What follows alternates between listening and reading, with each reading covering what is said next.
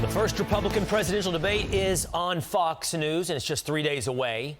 5 candidates have met the qualifications to be on stage in Milwaukee, including our next guest, who looks to stand out on Wednesday. North Dakota Governor Doug Burgum currently ranks 8th among GOP contenders in our Fox News Power Rankings.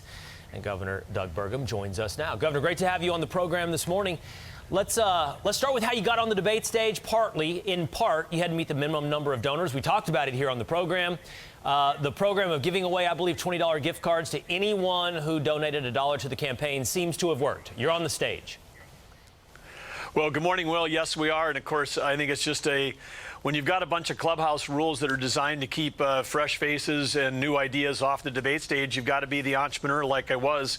You know, I grew up in a small town in North Dakota, started with almost nothing, worked with a group of other folks to build a billion-dollar global company. And when you're in the tech business, if you're an entrepreneur, you're starting an online store, you have to have a promotion. And one of the things that we know that every American is being crushed right now, and they're choking under the inflation under Joe Biden. And so our inflation relief cards were a big hit. And then I think it's important for everybody to know we would rather give money to our supporters to help them fight Biden inflation than pay some, big-time Washington insider fundraising firm that wanted to charge 5 times that to try to get online donors. So, just like we've done in North Dakota, we get things done more efficiently. We get things done like entrepreneurs do. We solve problems. Right. Governor, you started with an interesting point. You said this boys' club that is, I guess, in your estimation, regarding the rules of the debate, at least in part, the Republican Party, the Republican National Party, and some would say American politics at large. You feel like it's a boys' club that is exclusionary, that only allows a few into the seats of power? Well, I wouldn't, I'm not being gender specific here on boys or girls, but it's clubhouse rules. These aren't laws. These are things that are new this time around, but we've never complained about them. We've never said anything about anybody, the rules. We just said if that's the rules, we'll figure out a hack to figure out a way to get around them because we know that America is looking for alternatives. We know that competition's good for the Republican Party. We know that competition's good for America. Part of why we've succeeded as a country is we focused on innovation, not regulation. That's what we're doing in North Dakota, and we just innovated our way through this one. I know a little bit about your personal story. You talked about starting that business that ultimately you sold to Microsoft, highly successful enterprise for you as an entrepreneur. And I've heard some people out there complimenting you that you have a unique, not just story, but approach to governance. So when you get on that stage on Wednesday, it's going to be a competition, as you just mentioned, to get your story out. What is it that you can say? What is unique about Governor Doug Burgum? Well, hey, there's plenty of things. I think I'm going to be the only one on that stage that grew up, working on a farm, working on a ranch like you've done, Will. I worked as a chimney sweep to pay my way through college. Every job I had was one where you took a shower at the end of the day, not at the beginning of the day.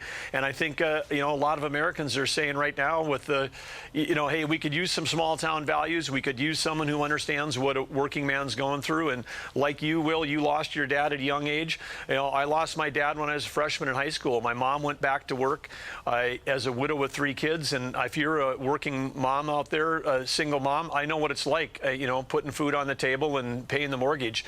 And so we bring that perspective, but then I've also, from a technology, we've never had anybody with a software background ever anywhere near the White House.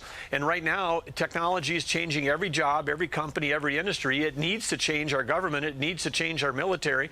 And having somebody that understands that and those impacts and where we can go and what that can do to improve the life of every American and bring out the best of America, I think that would be great. That experience, Governor, is interesting. On one hand, we can see what just went down in Maui and see the price of incompetence and the inability of government to sort of evolve with the necessities of the times when it comes to technology. On the other hand, there are a lot of people very skeptical about the growing role of big technology in our lives, seemingly in concert with government. How do you approach that or thread that needle? Well, I think we have to do what innovation has done for this country always, which is innovation has helped increase and lift productivity for this country. It's raised our standard of living. It brings people out of poverty. We have to do that. But, collusion between the government and big tech that's suppressing free speech just can't happen. We have to be able to separate the innovation itself from bad policy. And under Burgum administration, we're going to make sure that, the First Amendment, the Second Amendment, and especially the 10th, states' rights that these are things the states created the federal government, not the other way around. The federal government, I've seen it as a small business owner. I've seen it in large business. I've seen it as a governor. The federal government always overstepping. Yeah, and I've seen you say invoke the 10th Amendment when it comes to how we're now going to approach abortion and pro-life policies in the United States of America. But here we go. Wednesday, you've got just a couple. I've seen this happen before. You're going to have to work hard to get your message in. It's going to be a crowded and competitive debate stage. So as we're listening for you on Wednesday night, what is the one message you want to get across? Well, we're starting, Will, with the lowest name recognition, everybody on the stage. So we just need to have people understand that, a kid from a small town that understands, gratitude, humility, hard work, has the courage to stand up and do stuff, who knows how to create jobs. I've been making payroll every 2 weeks since I was in my mid-20s. I understand what it's like as a small business owner. I understand what working people are going through.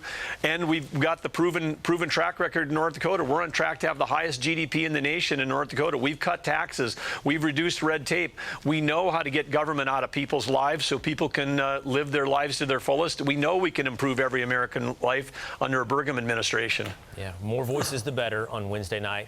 Glad you're part of that conversation. Glad to have you on the program this morning. Thank you, Governor Burgum. Thank you, Will. All right. I'm Steve Ducey. I'm Brian Kilmeade. And I'm Ainsley Earhart. And click here to subscribe to the Fox News YouTube page to catch our hottest interviews and most compelling analysis.